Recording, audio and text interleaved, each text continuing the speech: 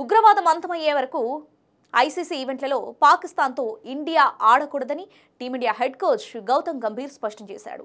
ఇది నా వ్యక్తిగత అభిప్రాయం కాదు. ఉగ్రవాదం ఆగనంత వరకు పాక్తో ఎలాంటి మ్యాచ్లు ఆడకూడదు. అయితే మనం ఆడాలా వద్దా అనేది నిర్ణయించేది మాత్రం ప్రభుత్వమే. క్రికెట్ మ్యాచ్, బాలీవుడ్ సంబంధాలు, ఇతర సంభాషణలు భారతీయ పౌరుల ప్రాణాల కంటే ముఖ్యం కాదని నేను గతంలోనే చెప్పా. మన కుటుంబంలో వ్యక్తిని కోల్పోయేంత వరకు మనం ఎందుకు ఆగాలి? ఆసియా కప్, టీ20 వరల్డ్ కప్లో ఇండియా ఆడటంపై బీసీసీఐ, గవర్నమెంట్ నిర్ణయం తీసుకుంటాయి. వాళ్ళు ఏ నిర్ణయం తీసుకున్నా దానికి బీసీసీఐ అనుకూలంగా ఉండాలి. రాజకీయం చేయకూడదు అని హెడ్ కోచ్ ఓ ఇంటర్వ్యూలో చెప్పాడు. ఇక టీమిండియా సూపర్ స్టార్లు విరాట్ కోహ్లీ, రోహిత్ శర్మ ఫామ్లో ఉన్నంత వరకు టీంలో భాగంగా ఉంటారని గంభీర్ అన్నాడు.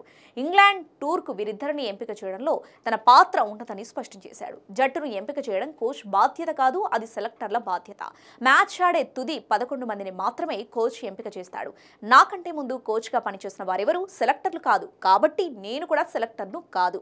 ఇక రోహిత్, కోహ్లీ మంచి పెర్ఫార్మెన్స్ ఇచ్చేంత వరకు జట్టులో భాగంగానే ఉంటారు. రిటైర్మెంట్ అనేది వ్యక్తిగత విషయం. బాగా ఆడితే 40 ఏళ్లకే ఎందుకు, 45 ఏళ్ల వరకు కూడా మనల్ని ఎవరూ ఆపరు అని గౌతి పేర్కొన్నారు.